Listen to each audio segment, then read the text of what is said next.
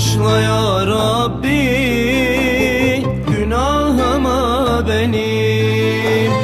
Başka kime gideyim, affeden sensin.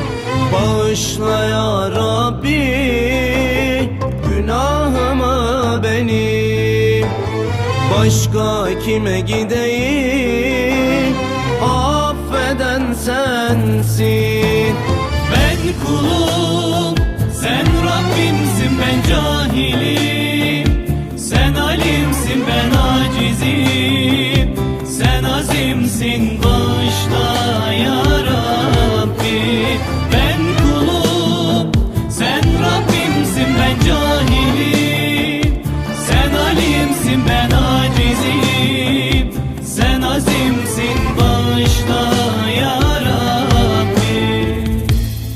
La ilahe illa ente subhanek. La ilahe illa ente subhanek.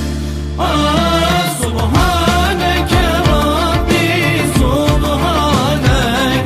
Subhaneke ma azama şanek.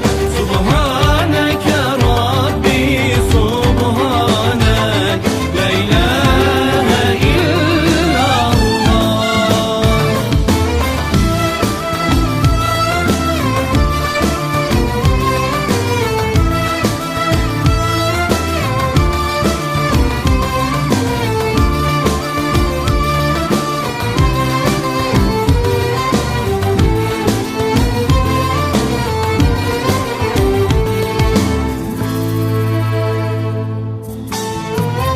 Kıyamet gününde bağışla ya Rabbi. Günahlarım önümde, bırakma ya Rabbi. Kıyamet gününde bağışla ya Rabbi. Günahlarım önümde, bırakma ya Rabbi. Ben kulum, sen Rabbimsin, ben cahilim. Sen alimsin, ben acizim. Sen azimsin,